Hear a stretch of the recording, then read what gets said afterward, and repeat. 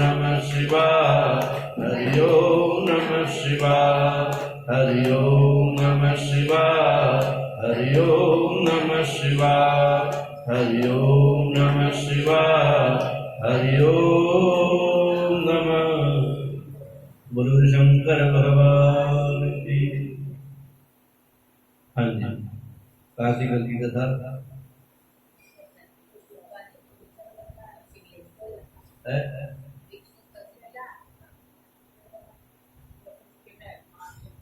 भिक्षु और अच्छा, तो चालीस चले थे। ब्रह्मचारी का रूप लिया है।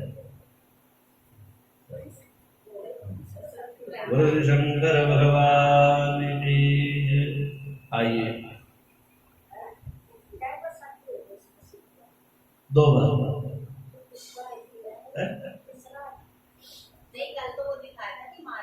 चलो, अब इसी बात पे चर्चा चलेगी। तीसरी बार आई कथा। बोलो शंकर भगवान की। देवादिदेव महादेव की जब चर्चा चलती है तो ब्रह्मा जी इस कथा को नारद जी को सुना रहे हैं और स्वयं नंदीश्वर भगवान इस कथा को सुना रहे सनत कुमार को, और व्यास जी महाराज सनत कुमार उस कथा को सुन रहे हैं, और सूत जी महाराज इस कथा को त्रिवेणी के संगम पर प्रयागराज जी की उस पावन कुलीन तट पे जहां त्रिवेणी का संगम है वहां पर इस कथा का आयोजन चल रहा है। तो बार बार नारद जी यही पता करते हैं, यही पूछते, प्रभु मेरे देवादेव महादेव ने ऐसे ऐसे कौन से विधान किए, ऐसे कौन से अपने चरित्र की, ऐसे कौन सा विचित्र घटनाएं घटी हमारे जीवन में, प्रभु के जीवन में, प्रभु ने बार बार जन्म लेना पड़ा। तो ये जो कथाएं चल रही हैं, ये कथा तो दो ही बार हुई, भगवान की शादी तो दो ही बार हुई, एक बार तो सती के रूप में, एक पार्वती के रूप में। आज यही पूछ रहे हैं कि भगवान, अब जब कथा चली थी उस समय में शादी का जो वर्णन किया था, अब उसमें क्या क्या हो गया उस टाइम तो पता नहीं लगा, तो बाद में पता लगता है ना। जो बराती जाते हैं उनको भी नहीं पता लगता कि दहेज में सामान क्या मिला, उनके रिश्तेदार कौन कौन से आए थे वहां पर, हमारे रिश्तेदार कौन कौन से थे बरात में जो गए थे। तो बाद में चर्चा चलती है बैठ के, जैसे हम लोग सुन रहे हैं ना, ये जो बाद में जब आनंद लेना होता है ना, तो शादी में जाने का एक आनंद अलग है, और बाद में जो चर्चा करते हैं उसका एक आनंद अलग है। बरात में तो आगे सारे बैठ गए, जो बरात में नहीं गया था वो पूछ रहे, भैया अच्छा चलो कौन कौन बरात में गए थे, कहते महाराज मैं गया था। अच्छा क्या क्या देखा, महाराज ऐसी व्यवस्था थी, ऐसी सुंदर व्यवस्था थी, ये व्यवस्था थी, वो व्यवस्था, सारे बताते हैं और बढ़ चढ़ के बताते हैं जैसी व्यवस्था होती है वहां पर।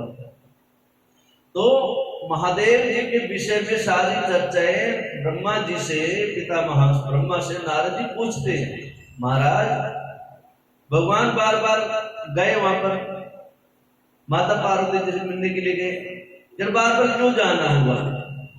भिक्षु वरिया का जो भिक्षु का अवतार लेके भगवान गए, कहता हाँ भगवान उस टाइम गए जिस टाइम माता पार्वती तपस्या कर रही थी, अब तो शादी हुई नहीं थी, उस समय की चर्चा हो रही, जबकि भगवान की शादी सबने पहले कर चुके हैं, शादी का पूरा प्रसंग तो पहले आ चुका है दोनों। तो आज ब्रह्मा जी से ही प्रश्न किया जाता है, महाराज जब शांति से बैठते हैं, जब जाकर पता करते हैं कौन कौन से मेहमान आए थे, क्या क्या गिफ्ट देके गए, गिफ्ट देखो, खोल खोल के देखो क्या क्या देके गए, क्या लेके गए, किसने कितना भेज दिया, कन्यादान कितना आया, गौदान में कितने थे, ब्राह्मण कितने आए थे वहां पर, ब्राह्मणों को कितना दान किया, भिक्षु को कितना दान किया, और आम जन मानुष को कितना दान दिया। वो सारी चर्चा तो बाद में जब हिसाब किताब लगाते हैं ना, महीने 2 महीने 6 महीने साल में बीत जाता है, अगली जब तक दूसरी शादी जब तक काम चलता रहता, भाई खाता बनते रहते। तो ये चर्चाएं जो है बार बार नारद जी इन कथा को सुनने का मन करता है। एक तो ये प्रसंग हुआ, दूसरा क्या है, भोले बाबा की आज थोड़ी शादी हुई थी। भोले बाबा तो भगवान कहते हैं कल कल पांतर में भगवान की ऐसी शादी होती आई है, कल कल पांतर में जैसे जैसे सृष्टि बनती है वैसे शादी आती आई है। चलो वहां की कथा सुनाता हूँ, अब याद आ गया मेरे को।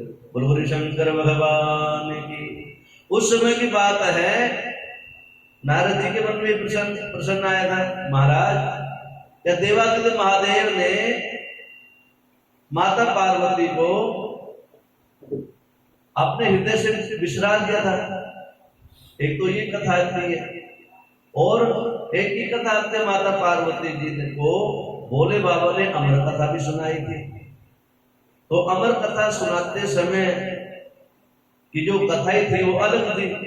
भोले बाबा से माता पार्वती जो बात करी थी मर्यादा पुरुषोत्तम श्री रामचंद्र जी के लिए, जब भोले बाबा से कह रही थी ना कि आप किसका भजन पूजन करते हो, तो उस समय की अमर कथा है। उसी समय भोले बाबा ने कहा था माता पार्वती चलो आपको फिर उस अमर कथा की पान करवाता हूँ आज।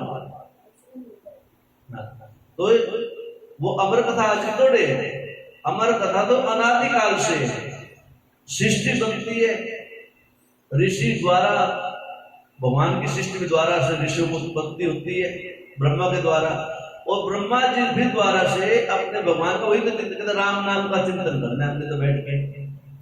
तो राम नाम, अब अगला जो युग आएगा तो राम थोड़े बदलेंगे, राम का अवतार बदलेगा, राम का अवतार बदलेगा, लेकिन राम का नाम तो राम ही रहेगा ना। कृष्ण ने जो जन्म लिया कृष्ण तो कृष्ण ही रहेंगे, विष्णु तो विष्णु ही रहेंगे। जैसे प्रधानमंत्री का पद है, प्रधान जी का पद है, प्रधान जी के पद के ऊपर से लंगड़े को बिठा दो, लूले को बिठा दो, उसको प्रधान जी कहा जाएगा। प्रधानमंत्री पद पे किसी को बिठा दो, उसको प्रधान सेवक ही कहा जाएगा। चाहे आज कह लो 10 साल बाद कहना, उस पद की मर्यादा है कि उस पद का नाम ही प्रधान है। ऐसे ही भगवान जब लीला रचते हैं तो अपना नाम वैसे रखते हैं, वही सृष्टि बनाते हैं, वही ब्रह्मा जी उत्पन्न होते हैं। ब्रह्मा भी एक पद का नाम है। जैसे प्रधानमंत्री प्रधान पद है, ऐसे ही प्रधानमंत्री कोई भी आके बैठ जाए, 5 साल की सरकार गिर जाए और दूसरी सरकार बन जाए तो सरकार को अपनी पार्टी जाएगी, किसको बना दी प्रधानमंत्री। ऐसे ही ब्रह्मा भी एक पद है, कल्प के अनुसार के कल्पांतरों के भेद के हिसाब से ब्रह्मा बदलते रहते हैं। कभी व्यास जी बने ब्रह्मा, तो इस प्रकार से कल्प भेद है, ये चर्चा ऐसे ही चलती रहती है। कहते ये समझो ये कथा अनादिकाल की है, और जब आप सुन लो इस कथा को तो आप ये भाव जागृत रखो अपने हृदय में कि कथा साक्षात में भगवान जी की ही अभी अभी के तुरंत ताजी कथा सुन रहे हैं। तो नारद जी, जैसे मैंने बताया 2 दिन, कथा सुनने का अधिकार कौन किसको प्राप्त है, कथा किसको सुनानी चाहिए, कथा में आने का अधिकार किसका है, किसको बुलाना चाहिए, उसी को बुलाना चाहिए जो रसिक जो भावुक है। उसको क्या बुलाना जो आते सो जाए या बातें करने लग जाए, उसको कहना पड़े भला तो उठ के जाओ भैया कथा दी सुन पा रहे तो हमारे को डिस्टर्ब क्यों कर रहे हो। तो रसिक और भावुक जो होते हैं वो जन्म जन्मांतरों से होते हैं। और हमारे ऋषि सनत कुमार जी 50,000 लाख वर्ष की आयु है सनत कुमारों की। ब्रह्मा जी स्वयं कहते हैं सनत कुमार हमारे परदादा के परदादा है, लेकिन आयु की 5 वर्ष की, वो कोई 5 वर्ष ऊपर होते ही नहीं।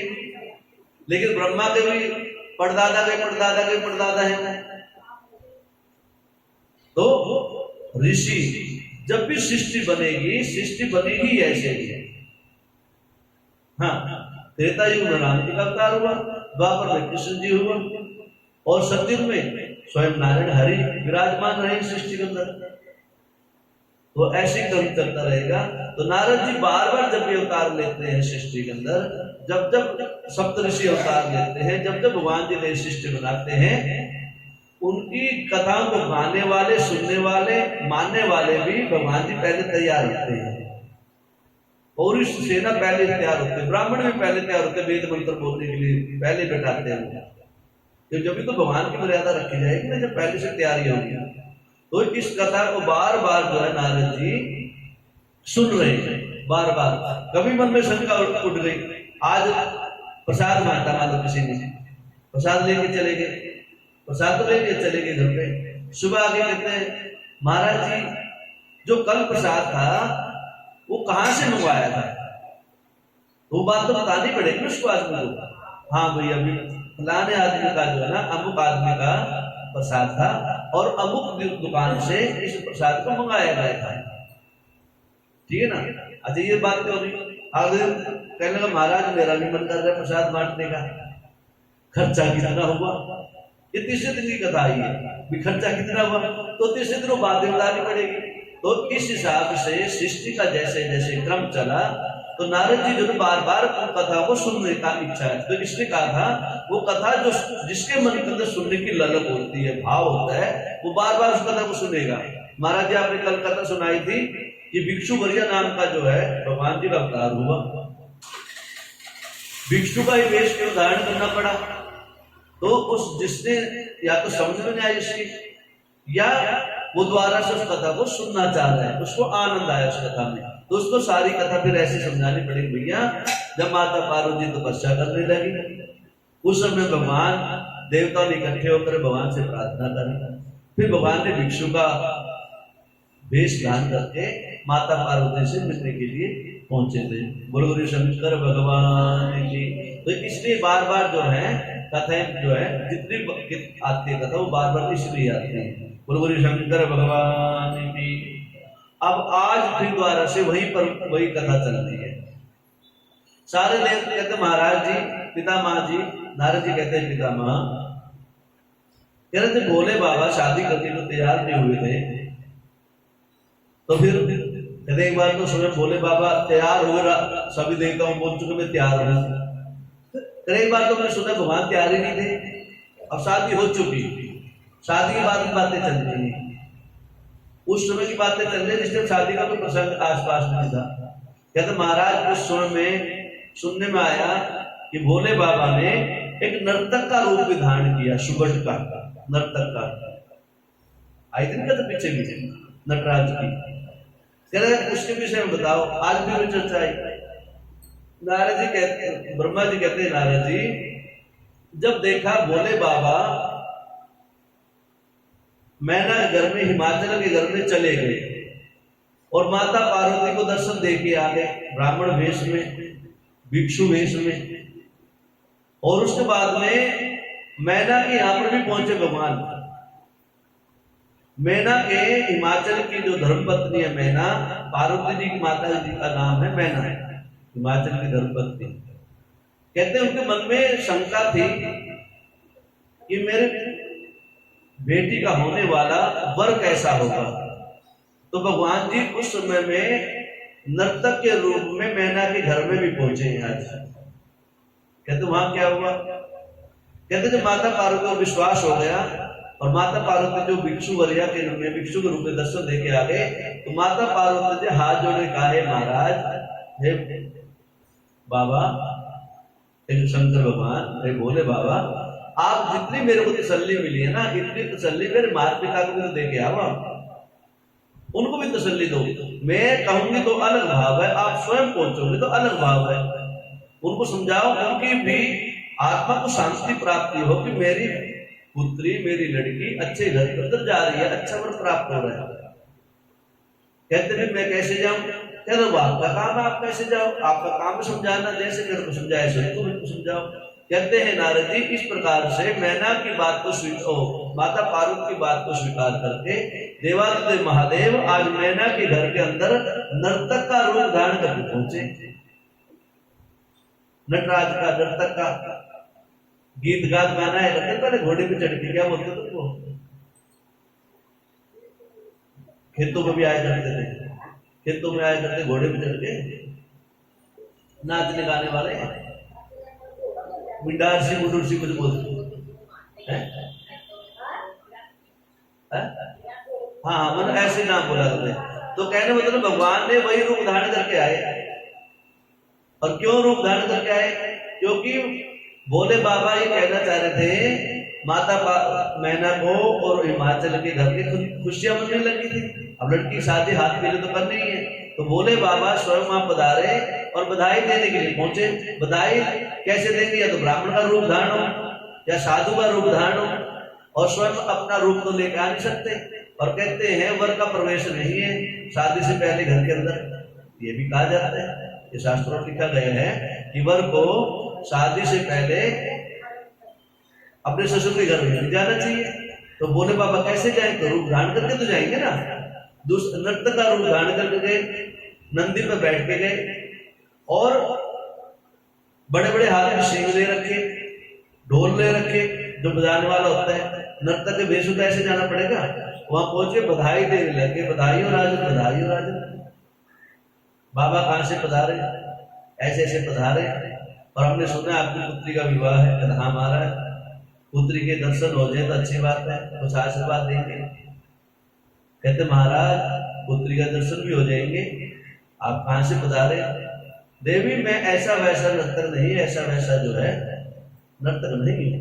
मैं तो कभी कभी अलमस्त रहता हूँ, हिमालय के तलहटी में रहता हूँ और कभी कभी बस आ जाता हूँ गृहस्थियों के घर में। और आपकी बड़ी चर्चा सुनी थी, हिमालय राज, हिमाचल आपको जो है हिमालय के राजा हो और माता मैना है, आपके घर में सुपुत्री पार्वती है, आपकी बड़ी चर्चा सुनी, आप शिव भक्त हो, आप परम भक्त हो शिव के, इसलिए दर्शन करने की लालसा होती है। और मैं भी जब शिव का गुणगान करता हूँ, मैं भी शिव का ही भक्त हूँ, इसलिए शिव के भजन गाता हूँ, शिव का ही नाम गाता हूँ। आप चाहो तो साथ में नाचो, मेरी खुशी बनाओ।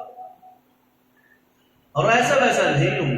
यार महाराज आकर देखा नहीं आपको? क्या देखो कैसे? मैं आता ही नहीं हूँ। गृहस्थ घर में इतने जल्दी आता है, मैं कभी साल 10 साल 100 साल में कभी भी आ गया था, मैं आता ही नहीं। बस इच्छा कर गई आपका यश, आपकी कीर्ति और आपकी धर्म ध्वजा देखी तो आपका गुणगान सुनने के लिए मैं आ गया, देखने के लिए आ गया। कहते फिर महाराज कुछ आशीर्वाद दो बच्चों। आशीर्वाद है हमारी तरफ से, फुल आशीर्वाद है। देवी के दर्शन कराओ, बुढ़िया के दर्शन कराओ। दर्शन कराए, माता पार्वती का आगे बाबा को, भोले बाबा आ गए, मान सम्मान हुआ, आदर सत्कार हुआ, आंखों में आंखें देखे, भोले बाबा ने देखा देवी आ गया, आपने जैसी आज्ञा दी, आज से आपकी आज्ञा में जाने लगे हुए, क्यों जैसा करूँ वैसे करूंगा। आंखों में आंखें बात हुई, बस कहता है इससे ज्यादा मत करना कुछ भी, इतने ठीक है। कुछ ज्ञान की चर्चा दे दे माता पिता को। अब माता पिता को होते ही है, कोई भी बाबा आज उस समय में शादी की बातें करने लग गए ना, लड़की की या लड़के की, सबसे पूछ ली चल महाराज देखना जन्मपत्र देख के कैसे मिलेगी, कैसा मिलेगा, क्या होगा क्या नहीं होगा। फिर उस टाइम थोड़ा मन में चलता भाव जो ना अलग होने लग जाते हैं। हम ही सोचते हैं सारे संसार के सबसे सुंदर, सबसे श्रेष्ठ, सबसे अच्छा घर हमारी लड़कियों मिले और सबसे सुंदर, सबसे अच्छा घर ही हमारे यहाँ भगवान है, ये सोचते हैं। मतलब हमारी रिश्तेदारी ऐसी बने कि सबसे अलग हो। ये श्रेष्ठ भाव जीव का होना भी चाहिए, होता भी है, रहना भी चाहिए। और भगवान भी कहते, शास्त्र में यही लिखा गया है कि अपने विचारों को इतना श्रेष्ठ रखो, इतना पवित्र रखो कि आपको अपने विचारों से बाहर ही नहीं जाना पड़े, वो विचार ही उठने अपने हृदय में उठे ही नहीं। इसे श्रेष्ठ भाव जागृत रखो। अब मैना और हिमाचल राज जी बैठ जाते हैं, आसन दे देते, महाराज को बैठे हुए, राजा कुछ देखो, महाराज आपकी कीर्ति चारों तरफ फैलेगी, आपकी कीर्ति चारों तरफ फैलेगी, आप धर्म की ध्वजा लहराने वाले बनोगे, आप हिमाचल राज हो। और आपकी जो पुत्री है पार्वती, इसका यश त्रिलोकी में गाया जाएगा और इसका जो पति होगा वो अलबेला होगा, अलमस्त होगा, किसी प्रकार की कोई कमी नहीं होगी। घर बार सारी बातें पूछी, बात पूछ के जो है हिमाचल ने अपनी सारी बातें देखी और उधर से देवता देख रहे इस चर्चा को, सुन रहे हैं कि भोले बाबा आज स्वयं ससुर के घर में पहुंच गए। वैसे तो कहते थे हम जो है शादी नहीं करेंगे, और आज जो है ससुर के घर में पहुंच के भेष बदल करके, तो गृहस्थी का ये भी बताया गया है। जब कहते हैं ना प्रेम जग जाता है, प्रेम में आदमी कैसे होता है। मैं ना ओ हिमाचल हिमाचल हिमाचल सती के पिता का नाम था दक्ष और पार्वती जी के पिता का नाम था हिमाचल। बोलो शंकर भगवान। अब इस प्रकार से देवताओं ने देखा हिमाचल राज को सारा आशीर्वाद भोले बाबा ने दे दिया, और कहीं हिमाचल राज भोले बाबा की कृपा से भोले बाबा का पूजन भजन में इतना तल्लीन ना हो जाए, कभी अपने पुत्री के विवाह के बाद में घर बार छोड़ करके और कभी शिव तत्व को प्राप्त न कर जाए। देवताओं के मन में खलबली उठ गई। क्यों? क्योंकि हिमाचल राज हिमालय पर्वत के राजा हैं और हिमालय पर्वत के अंदर सारे रत्न छुपे हुए रहते हैं। पर्वत के अंदर सारी औषधियां, बड़े सारे रत्न जो है हिमालय की गर्भ के अंदर समाहित है। और हिमालय को छोड़ के चला गया, शिव तत्व को प्राप्त कर गया, तो हमारे को रत्न आदि की व्यवस्था कौन करेगा। तो देवता में ऐसा मन के अंदर भाव जागृत हुआ। अब देवता लोगों ने देखा भी ऐसा तो हो जाए तो हमारे को भी पूछताछ बहुत कम हो जाएगी। अब देवता ने उपाय सूझा, क्या किया जाए कि हिमालय राज हिमाचल अपने हिमालय को छोड़ करके कहीं न जाए बाद में भी, अर्थात शिव की भक्ति तो करें लेकिन हिमाचल में हिमालय पर्वत पर रह कहीं करें, अन्य और कहीं न जाए, क्योंकि सारी वनस्पति बनी रहेगी, सारी संपदा बनी रहेगी हिमालय के। और हिमाचल के सब आएंगे जाएंगे, संपदा भी लेते रहेंगे, धन दौलत भी आती रहती रहेगी। अब इस प्रकार से सारे देवता मिलकर के इकट्ठे हो गए। महाराज क्या चिंता है, आपस में चर्चा करने लगी। ऐसी ऐसी स्थिति आ पड़ी है, हिमाचल राज्य को तो भगवान आशीर्वाद दे के आएंगे कि सदा सदा के लिए तो शिव तत्व को प्राप्त कर जाएगा, तेरा कल्याण हो जाएगा। और हमारा क्या होगा। सारे देवता मिलकर बृहस्पति महाराज जी के पास पहुंचे। बृहस्पति महाराज जी पूछा, देवता बताओ कैसे आना हुआ। गुरु महाराज ऐसी स्थिति है, देवादिदेव महादेव शादी करेंगे, शादी के बाद पार्वती जी को लेके चले जाएंगे और हिमाचल राज्य का ऐसा आशीर्वाद दिया और सदा सदा के लिए शिव तत्व को प्राप्त कर जाएंगे, तो हिमालय पर्वत खाली हो जाएगा।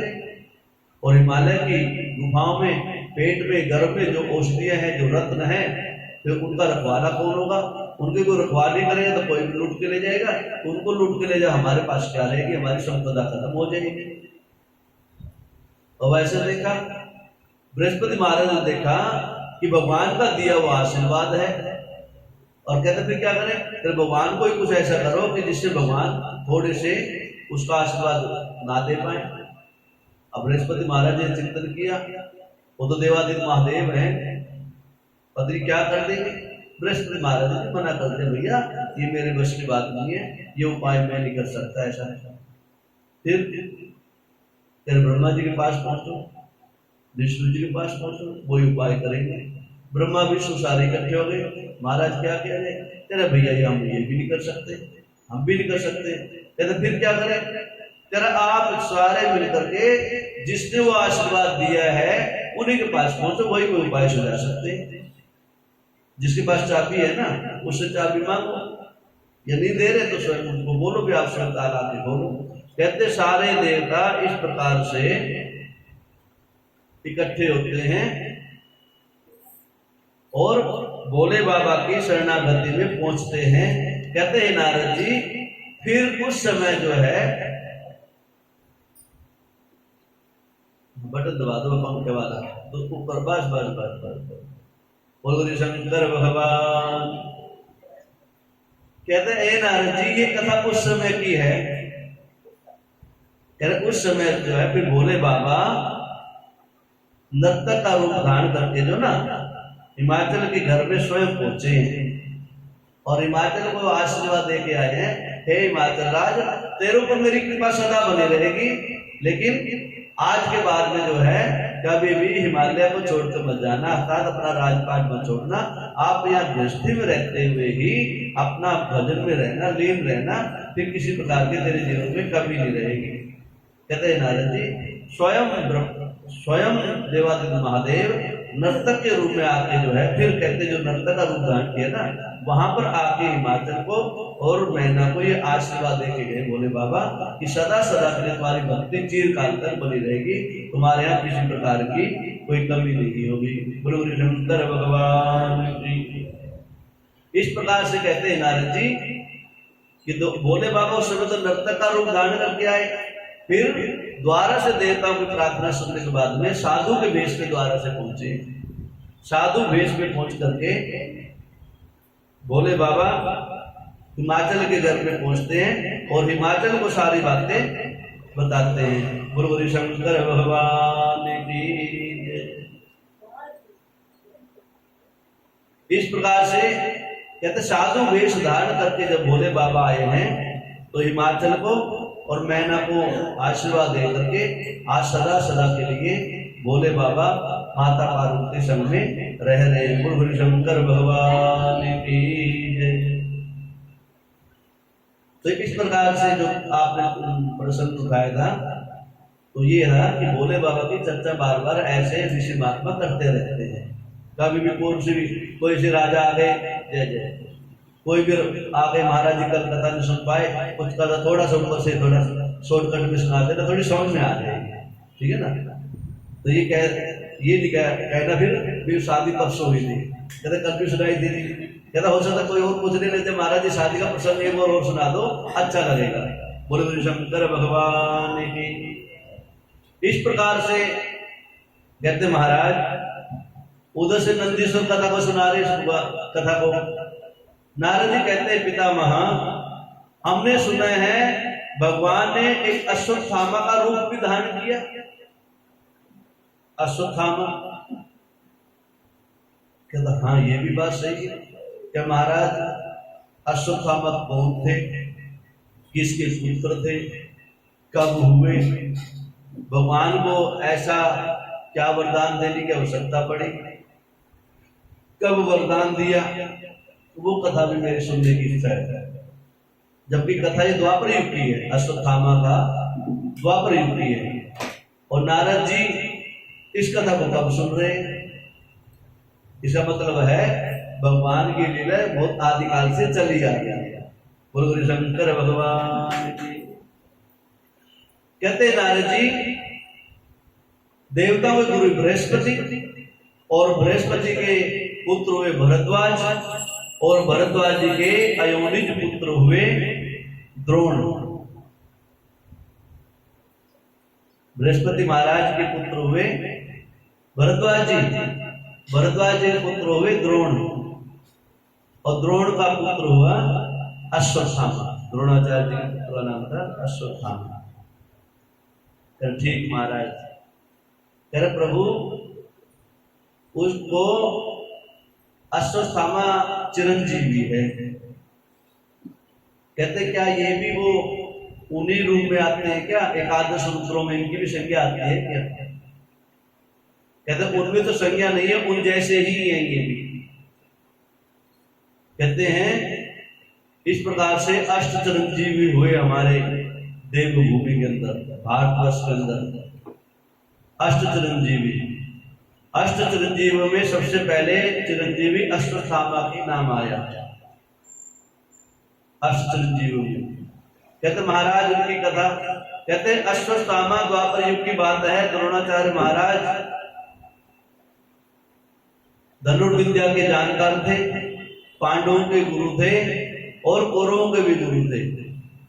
सबको धनुर्विद्या का ज्ञान दिया करते थे,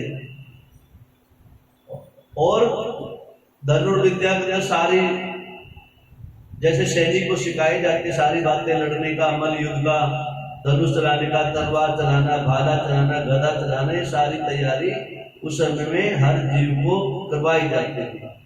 और द्रोणाचार्य जी के पुत्र थे अश्वत्थामा। कहते अश्वत्थामा इतना बलि था, इतना बलि था कि उसके पास जो सारे हर प्रकार के अस्त्र और शस्त्र थे। कि महाराज जी थोड़ी सी कथा विस्तार से सुनाओ मेरे को, मैं समझना चाहता हूँ, सुनना चाहता हूँ। कहते उस समय की बात है भी जिस समय भगवान श्री कृष्ण जी ने युद्ध का बिगुल बजा दिया, कौरव और पांडवों के बीच में युद्ध होना ही होना है। और कहते हैं गुरु के द्वारा, अपने पिता द्रोण के द्वारा बताई गई विधि से अश्वत्थामा ने देवादिदेव मतलब महादेव का बहुत बड़ा यज्ञ किया, तप किया, और तप के बल से अश्वत्थामा ने पाशुपास्त्र अस्त्र नाम के भगवान का जो पशुपति अस्त्र होता है, पाशुपास्त्र, जिसको कोई काट नहीं सकता, जिस अस्त्र को कोई काट ही नहीं सकता किसी विधि से, वो प्राप्त कर लिया। और कहते हैं जिसके पास जो हथियार हो जाता है, जो विद्या हो जाती है, जो धन हो जाता है, उसके मद भी हो जाता है, अर्थात उसका अहम भी जागृत हो जाता है।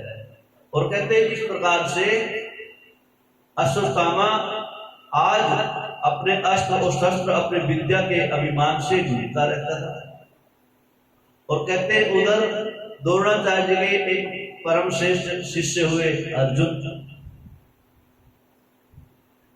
और कहते हैं एक समय की बात है पांडवों से दुर्योधन ने युद्ध विद्या में हरा करके सारा राजपाट छीन लिया और आज पांडवों को घर से बेघर कर दिया, अर्थात वनवास के लिए भेज दिया। और कहते हैं दुर्योधन से अश्वत्थामा की मित्रता हो गई, क्योंकि वो भी गुरुपुत्र था।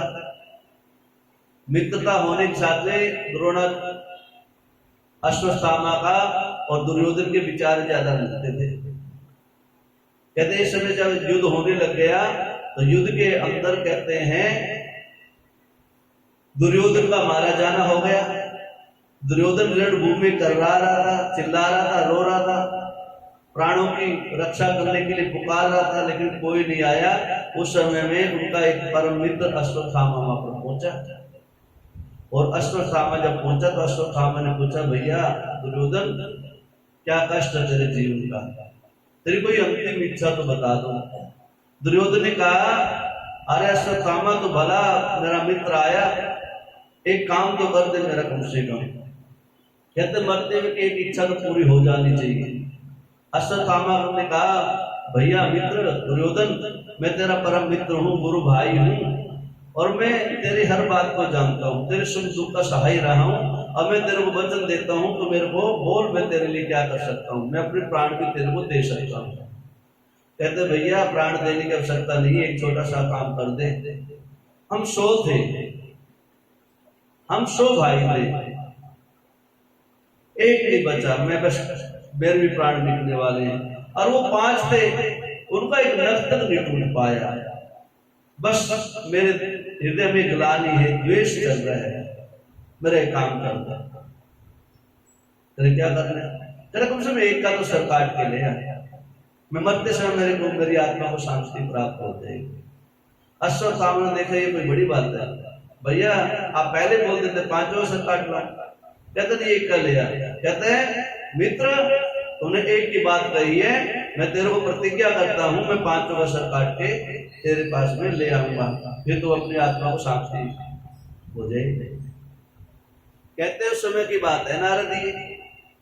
अश्वत्थामा चल पड़ा। अश्वत्थामा 5 पांडव तो ले लिया, तो भगवान कृष्ण था माया में थे वो। तो आज रणभूमि की जो विजय प्राप्त हुई थी, इस भगवान ने कहा चलो भाई पांडव 5 खड़े हो, तेरे महाराज कहाँ की तैयारी है? क्या चलो आज यहाँ नहीं रहना शिविर में। फिर कहता थोड़ा घूम के आते हैं, देख के आते हैं, बाहर देख के आते हैं किस किस की चिताएं जल रही है, चलो दूर चलते थोड़ा यहाँ से। भगवान जी तो ले गए उनको, पीछे से दुर्योधन का कहा हुआ अश्वत्थामा आ गया। अश्वत्थामा और कहते माता द्रौपदी ने उस समय में तक जो है द्रौपदी के 5 पुत्र जन्म ले चुके थे। 5 पुत्रों को 5 पांडवों के आसन पे सुला दिया खटिया पे, और रात का अंधेरे का फायदा उठाकर अश्वत्थामा 5 पुत्रों को का सर काट करके ले गया और जा करके दुर्योधन की गोदी में डाल दिया। दुर्योधन ने देखा, हाथ लगा करके पश्चाताप हुई, गिलानी हुई। अश्वत्थामा को बहुत ज्यादा प्रताड़ित किया, बहुत ज्यादा दोष दिया। अरे अश्वत्थामा, चाहे थे तो हमारे कुल के ही, लेकिन तुमने तो हमारे कुल में अब पानी देने वाला, पिंड भरवाने वाला भी कोई जीव नहीं छोड़ा। इतना बड़ा पाप तो कर बैठा। कहते क्यों, क्या हुआ? कहते ये 5 पांडव नहीं, ये 5 पांडव के 5 पुत्र हैं। अरे तुमसे कुल तो चलता है इनसे, तो जान तो लेता तुमसे। और कहते हैं ना, बालक को, विधवा स्त्री को, स्त्री को, अपाहिज को, अंगहीन को मारना सबसे बड़ा पाप होता है। ब्राह्मण को अश्वत्थामा ने क्या कर दिया? कहते हैं नारद, अश्वत्थामा उस ग्लानि में दर दर भटकने लग गया। अर्जुन को पता लग गया। अर्जुन रथ तैयार किया, कृष्ण भगवान जी को आदेश दिया, अरे मधुसूदन चलो, सब कुछ लुट गया, मैं द्रौपदी के आंसू को नहीं देख सकता। क्या करेगा भैया? अश्वत्थामा के काल की ग्रास करके जब तक चैन नहीं आएगी। कहते चलो भैया, कहते उस समय की चर्चा है। भगवान ने आदेश माना, अर्जुन का रथ हाँका, अर्जुन ने जैसा आदेश दिया वैसे वैसे चल दिए। कहता अश्वत्थामा को पकड़ लिया, अश्वत्थामा पकड़े, अश्वत्थामा के पास में सारे अस्त्र शस्त्र थे, पकड़ लिया। जो शास्त्रों में लिखा था वैसा ही किया अर्जुन ने। प्राण हत्या तो दे दी उसको, अश्वत्थामा को मारा तो नहीं जान से, लेकिन एक ब्राह्मण था अश्वत्थामा, गुरुपुत्र था, एक ब्राह्मण था, और द्रौपदी कांड से उसको छोड़ दिया था। जब मैं अपने पांचों पुत्रा दुख देख रही हूं और मेरी जो गुरु पत्नी है वो तो अकेली है और उसका तो एक ही पुत्र है, और वो अपने और अवस्था भी वृद्धावस्था को प्राप्त है, और अपने पुत्र के वियोग में उसका जीवन कैसे कटेगा। द्रौपदी ने इसलिए मना कर दिया था। इसलिए कहते हैं अर्जुन इस ब्राह्मण पुत्र को छोड़ दो। गुरु पुत्र है और ब्राह्मण है, एक तो गुरु पुत्र है ऊपर से ब्राह्मण है, फिर इसकी माता वृद्धा है और एक ही सहारा है। मेरी तो अवस्था भी है, मेरे 5 पति हैं, पुत्र और भी हो जाएंगे, लेकिन इसके तो कोई आगे कुछ फूल भी नहीं चलेगा। कहते दया आ गई अर्जुन को, लेकिन नहीं, अश्वत्थामा का विचार, अश्वत्थामा कर्म जो है द्रोह और ईर्ष्या ग्लानि से भर चुका था हृदय उसका, अश्वत्थामा का। कहते फिर क्या हुआ? अश्वत्थामा ने देखा कि एक और कोई है इनका रक्षक, इनके पुत्र वधु है उत्तरा। उन्हें पता लग गया भी पांडवों को तो मार नहीं पाया मैं, और पांडवों ने मेरी मणि निकाल ली है और मेरे को प्रताड़ित कर दिया, मेरे को निंदित कर दिया और मेरे को समाज से बहिष्कृत कर दिया, और अब इसका बदला लूं।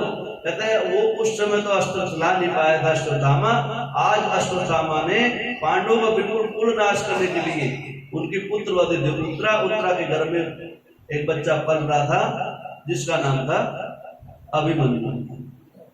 कहते उसके ऊपर जो है ब्रह्मास्त्र का प्रयोग कर दिया। मधुसूदन देखा, अरे अर्जुन ये तो दुष्ट है, अभी भी नहीं बदला, गुरुपुत्र हो गए, छोड़ दिया, माता के चक्र में छोड़ दिया, इसकी एक ही माता है, लेकिन ये तो इतना नीच काम में उतर आए हैं कि इसको मृत्यु दंड देना चाहिए। कहते प्रभु अब इसको क्या करूं मैं? कहते हैं हे नारद जी, उस समय में भगवान श्री कृष्ण ने कहा था, उससे पहले कहते कथा उससे पहले किए, इस भगवान ने पहले कहते थे अर्जुन को, हे अर्जुन जब वनवास में थे भगवान पांचों पांडव, उस समय का ज्ञान दिया हुआ था ये अर्जुन ने। कहते हैं हे नारद जी, अर्जुन ने भी भगवान श्री कृष्ण के कहने से देवादिदेव महादेव को पूजन किया था, व्रत किया था, तप किया था, जब अर्जुन अकेले जंगल में गए थे तप करने के लिए। कहते हैं उस समय में अर्जुन ने भी देवादिदेव महादेव का पूजन किया था। हजारों वर्षों तक पूजन करने के बाद में अर्जुन ने भी पशुपास्त्र की विद्या ग्रहण कर रखी थी। जो पशुपास्त्र अश्वत्थामा के पास थी, जो शक्ति उसके पास थी, वही शक्ति जो है अर्जुन के पास में थी। अर्जुन को आदेश हुआ, हे अर्जुन तो इस अस्त्र को अपने इस अस्त्र के द्वारा काट सकता है, और उस अस्त्र का प्रयोग कर।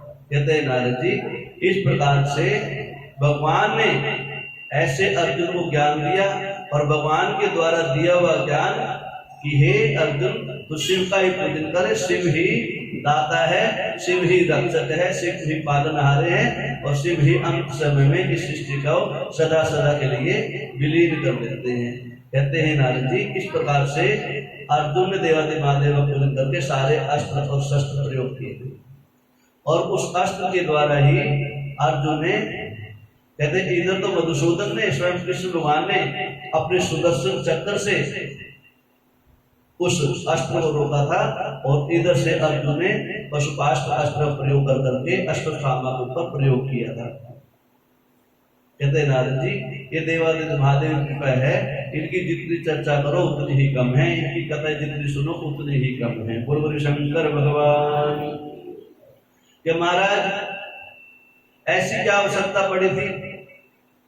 कहते जिसके साथ में भगवान हो, जिसके साथ में संत हो, जिसके साथ में गुरु हो, जिसके साथ में ब्राह्मण हो, जिसके साथ में धर्म हो, और धर्म की रक्षा करते करते उसको ज्ञान प्राप्त हो जाता है कि मुझे कौन सा कर्तव्य करना चाहिए, कौन सा मार्ग अपनाना चाहिए, कौन सा कर्म अच्छा है और कौन सा बुरा है।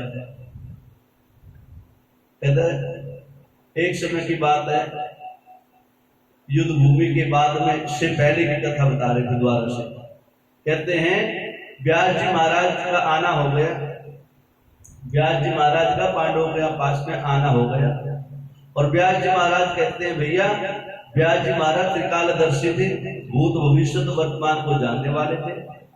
व्यास जी महाराज ने कहा भैया जीवन में कोई भरोसा नहीं है, जीवन का कोई सार भी नहीं है, कब आना पड़ जाए कब जाना पड़ जाए, इसलिए हरदम अपनी तैयारी बना के रखा करो। कब घर को छोड़ना पड़ जाए, कब दूसरे घर में जाना पड़ जाए, कोई भरोसा नहीं है। इसलिए ज्यादा संवारने में सुधारने में लगना चाहिए। यदि सुधारना है तो अपने विचारों को सुधारना, अपने कर्मों को संवारना, नहीं तो जीवन पता नहीं क्षण भंगुर है कब मिट जाए। व्यास ब्रह्म ज्ञान दे रहे पांडवों को। अर्जुन बोलते हैं ऋषि महाराज और कुछ हमारे लायक कुछ ज्ञान हो। व्यास जी कहते हैं ऐसे संशय है, ऐसा दिखाई दे रहा है, समय ऐसा विकट आने वाला है कि कहीं आपको ये घर बार ये राजपाट छोड़ना ना पड़ जाए। और ऋषि संत महात्मा कोई बातें कहते हैं, उन बातों पर बड़ा ध्यान देना चाहिए।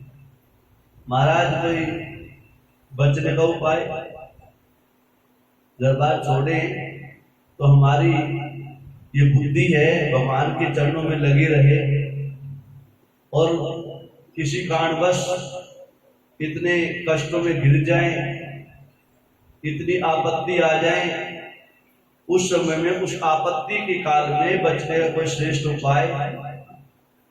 कहते भैया सबसे अच्छा श्रेष्ठ उपाय है देवादिदेव महादेव के मंत्र का जाप करना, पंचाक्षरी मंत्र का, ओम नमः शिवाय मंत्र का जाप करते रहना चाहिए। गुरु शंकर भगवान। ओम नमः शिवाय, हरि ओम नमः शिवाय, हरि ओम नमः शिवाय, हरि ओम नमः